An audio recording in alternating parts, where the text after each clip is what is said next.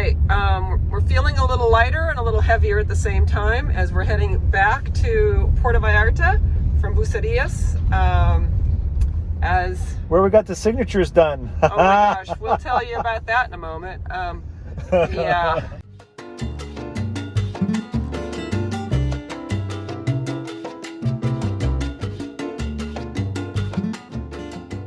Hey, this is Stefan. This is Ada.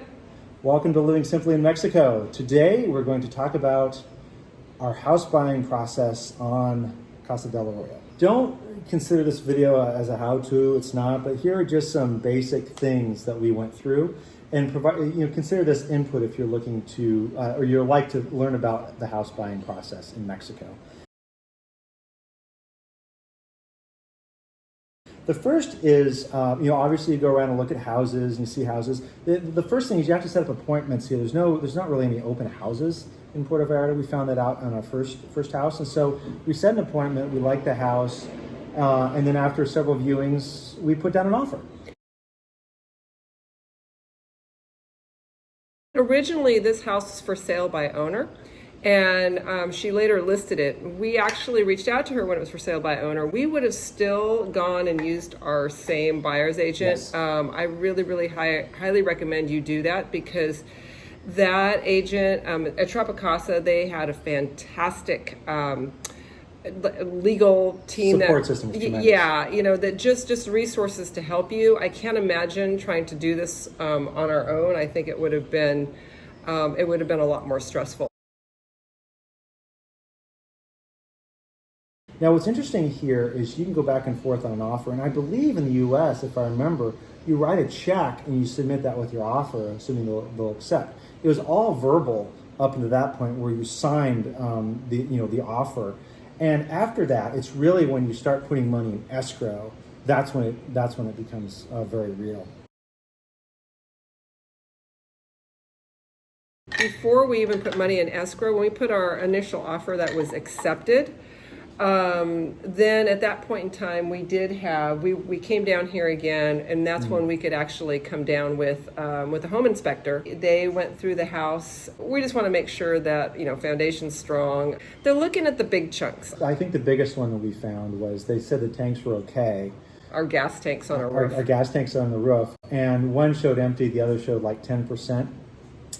We found out that the gauges weren't working. That's for our maintenance video that we'll have later. How we slept under a bomb. Another story. And so, do you remember how much we put in escrow? Was it 10%? I think it's 10%. 10%. And so we were traveling. We were in Iowa, in Atlantic, Iowa. We were in Atlantic, Iowa at a bank, and so that's when we transferred the money. And while we were there, we found the one Mexican restaurant that yes. exists there, which was actually, the cook was from Jalisco because it was great food. Here is really nice, and I can't believe it. They got dark Modelo beer, not crappy Bud Light. It is kind of a shock. In our case, there was a lot of things to get involved because this was a part of a much larger lot that they split. And so there's a lot of work to do there. But when you're in escrow, it takes a long time to get all of your work done. Some, analysis on liens and all the trust work. They had to come up with an easement because since there was some shared property between the houses, basically pipes, so there had to be some legal work done to split the houses on two different plots of land and then write a trust for each one of those separately.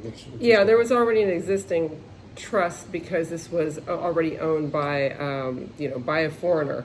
And so once again, if you even if you have one foreigner on the who's going to have their name on the house, you still need to do a trust, even if you have one that's Mexican.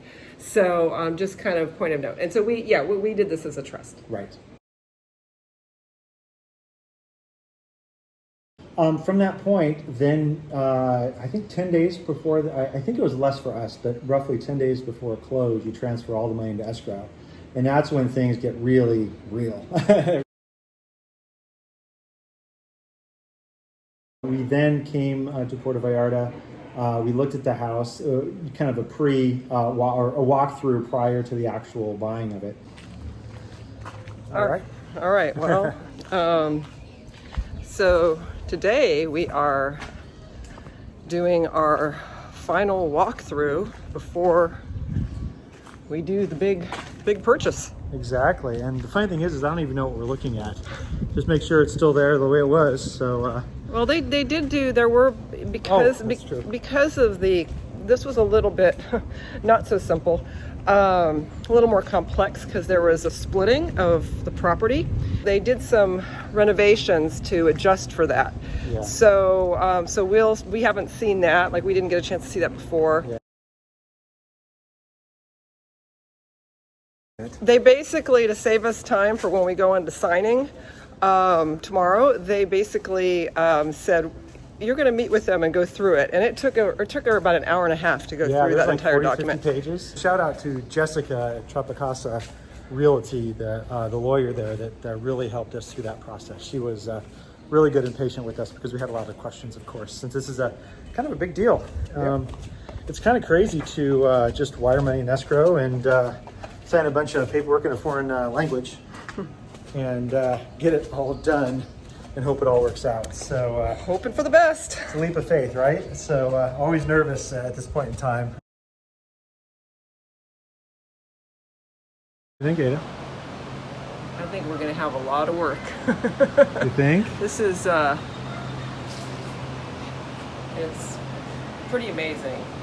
But yeah. At that point, we were just having to sign the paperwork to get the house. The notario, that is, it's not like a notary that you sign in the U.S., but a notario does a lot of the work to process the whole real estate transaction. And on that, we had to go.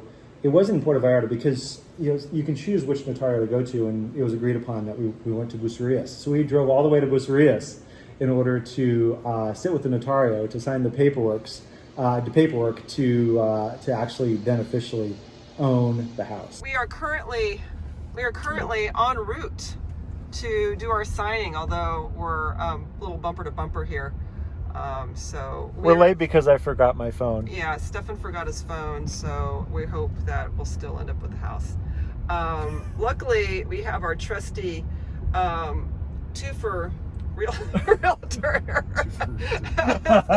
David Hoffman, who highly recommend. Yes. But don't ask him about getting a a deal like the first house. No, we're terrible clients, and he still puts up with us, so it's all good. All right, well, off we go. And with that, there's a lot of signatures. So, I've got performance issues. And he's admitting this on camera, so yes, exactly. I do. Well, here's the thing. I sign my signature and I do it really fast, and I don't think through it. I can't create my own signature by thinking through it. And so the problem is when I sign like 20 things and the last one's like a line. No. I think the sixth one. The sixth. It was a flat line. It was literally a flat line. Yeah, I had a little bit of an S and flat line. Oh, by the way, don't try to copy my signature. That won't work. But nobody can copy his signature. Anyway, not even himself. And the problem was the lawyer was there saying it must look exactly like your passport, no different. And so here I'm thinking about it. Now I've got like signatures from Ada's signature, my signature, the seller's signature, and now I got performance pressure because if my signature is bad, then everybody has to re-sign everything.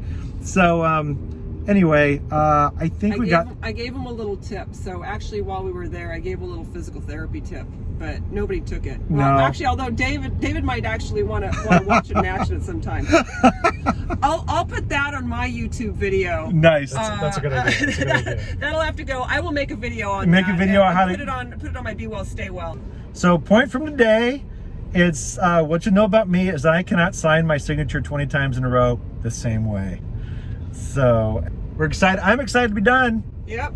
All right. On our way home. Yay. Yeah, like you're like in a kid in school and you're taking like cursive class. They go, oh, you didn't do that right. Do it again. It's like, I don't know what the new generation does. I don't know. They don't do cursive. They don't do cursive. They print. It's probably much easier. All right, it's the morning after. Well, one time we got to bed at like 2 o'clock in the morning after we had some friends over. It was pretty crazy. We realized we now have a big house and we've got lots of stuff to do and we've got a lot of questions. So And we're starving because all we had last night for dinner was chips and red wine. and a bottle of beer. That's all. Trip to Me Cafe here, which I think is going to be our new favorite place. Yes. I have to give a shout out to the seller of this house. She has been phenomenal in terms of just helping to, you know, sort of work out the quirks and all of that. We had to go and do a couple things sort of after the signing, like the next week. Tropicasa was great by that. Yeah, They basically picked us up and they took us to every place and we got everything signed. What were they, just in the summary? So CFE for electricity, so that we put that in actually in your name. CFE. All right, getting the CFE bill. Evidently it's complicated because we have solar power and we gotta get that transferred over to my name. So fun. It's interesting. I'm sitting there in my broken Spanish and it's like, do I need to pay anything now? Yeah. Okay, good. So And then the water bill, there's going to be a little extra step with that. you have to split that between the properties. Yeah, that's kind of to be continued later. You know, internet and phone, that was easy. Step 2, Telmex bill. So we're here at Plaza Caracol. This is all Ada's work. They split them, so I'm on the electric. Ada's on Telmex. Fun. Okay.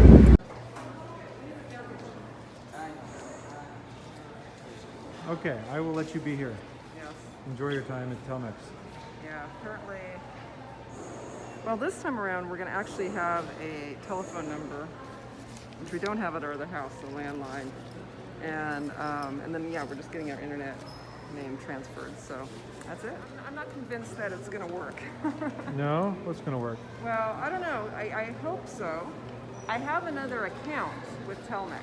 Oh, you try to merge them? So to make sure that that she's understood that I also have another house, and so I said, well, when I go to pay how do I know where my bill is? So just put your name in.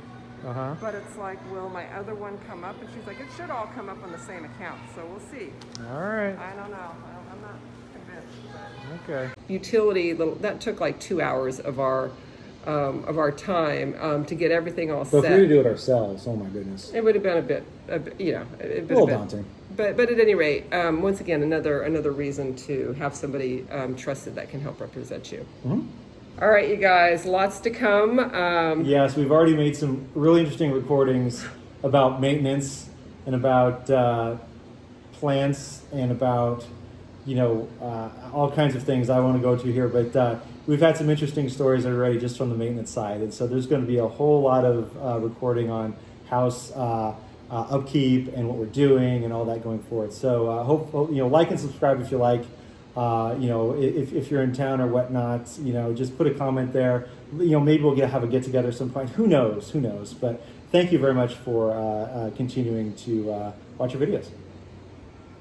Take care, everybody. All right.